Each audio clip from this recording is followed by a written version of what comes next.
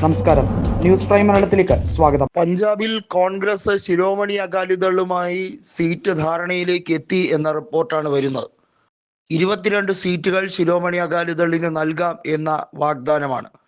അതായത് കോൺഗ്രസ് 95 സീറ്റുകളിൽ മത്സരിക്കും. ബാക്കിയുള്ള 22 സീറ്റുകൾ അതിനകത്ത് ശിരോമണി അകാലിദളും അതുപോലെ തന്നെ ഒരു സഖ്യകക്ഷിക്കും കൂടി കൊടുക്കാനുള്ള ധാരണയിലേക്കാണ് നീങ്ങുന്നത്.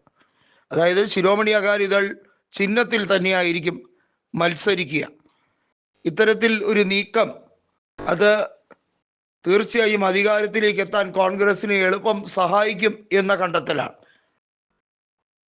ഏറ്റവും കുറഞ്ഞത് 6 മുതൽ 10% വരെ വോട്ട് ശിരോമണി അകാലിദളിന് സ്വന്തമായി ഇപ്പോഴും പഞ്ചാബിലുണ്ട്. അതും കോൺഗ്രസിന്റെ വോട്ട് ഷെയറും കൂടി ആകുമ്പോൾ തീർച്ചയായും അനായാസം ആം ആദ്മി പാർട്ടിയെ മറികടക്കാൻ കഴിയും എന്ന വിശ്വാസമാണ് പഞ്ചാബിലുള്ളത്. നമുക്കറിയാം, സുഖ്ബീർ സിംഗ് ബാദലാണ് ശിരോമണി അകാലിദളിന്റെ നേതാവ്. ഇടക്കാലത്ത് അദ്ദേഹം തന്നെ പറഞ്ഞു, BJP-യുമായുള്ള ബാന്ധവം അവസാനിപ്പിച്ചതിന് ശേഷം പകയുടെ രീതിയിലാണ് BJP നേതൃത്വം തങ്ങളെ പാർട്ടിയെ നശിപ്പിക്കാൻ ശ്രമിച്ചത്.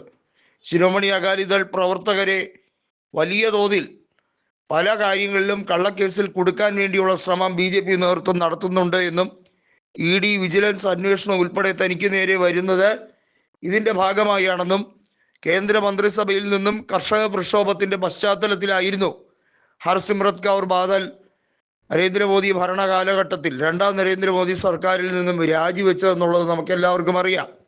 കർഷക പ്രക്ഷോഭം കൊടുമ്പരി കൊണ്ട് നിൽക്കുമ്പോൾ നരേന്ദ്രമോദി കർഷകരെ കളിയാക്കുകയും അവരെ പുച്ഛിച്ചു തള്ളുകയും ചെയ്തു. എന്നാൽ വിവാദമായ കർഷക നിയമങ്ങളെല്ലാം തന്നെ അദ്ദേഹത്തിന് മാറ്റേണ്ടി വന്നു എന്നുള്ളത് പിന്നീട് നടന്ന ചരിത്രമാണ്. ഇപ്പോൾ നടക്കുന്ന ജൻസി പ്രക്ഷോഭം ഉൾപ്പെടെയുള്ള കാര്യങ്ങളെക്കുറിച്ചും വളരെ വ്യക്തമായ ധാരണയാണ് ശിരോമണിക്ക് ഉള്ളത്. ഇന്ത്യ മുന്നണിയിൽ കോൺഗ്രസിനോടൊപ്പം സഖ്യം ചേർന്ന് മുന്നോട്ട് പോകാനുള്ള നീക്കങ്ങളും ആരംഭിച്ചിരിക്കുകയാണ്.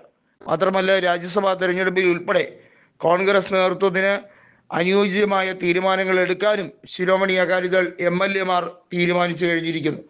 തീർച്ചയായും അത് വലിയ തോതിൽ വലിയ മാറ്റങ്ങൾക്ക് ചുവടുവെക്കും എന്നുള്ളതിന് സംശയമൊന്നുമില്ല.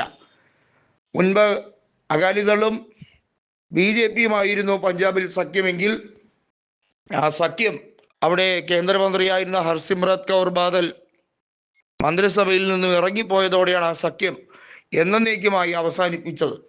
ഇനി ഒരു സഖ്യത്തിന് യാതൊരു സാധ്യതയില്ലെന്നും BJP-യുമായി സഖ്യമുണ്ടാക്കേണ്ട യാതൊരു ആവശ്യവും തങ്ങൾക്കോ തങ്ങളുടെ പാർട്ടി നേതൃത്വത്തിന് ഇല്ല എന്നുള്ളതും ഹർസിമ്രത് കൗർ ബാദൽ പാർലമെന്റിൽ തന്നെ പറഞ്ഞ കാര്യമാണ്. വളരെ ചുരുക്കം MLA-മാരും ഒരു MP മാത്രമുള്ള ഒരു പാർട്ടി എങ്ങനെ നിലനിൽക്കും എന്ന വലിയ ചോദ്യങ്ങൾ ചോദിക്കുമ്പോൾ കോൺഗ്രസ് നേതൃത്വത്തിന് പിന്തുണ കൊടുത്തുകൊണ്ട് ശിഷ്ടകാലം പഞ്ചാബിൽ വലിയ രീതിയിലുള്ള മുന്നേറ്റം നടത്താനാണ് തൻ്റെ ആഗ്രഹമെന്നും ഇപ്പോൾ സുഖ്ബീർ സിംഗ് ബാദൽ പ്രഖ്യാപിച്ചിരിക്കുന്നു.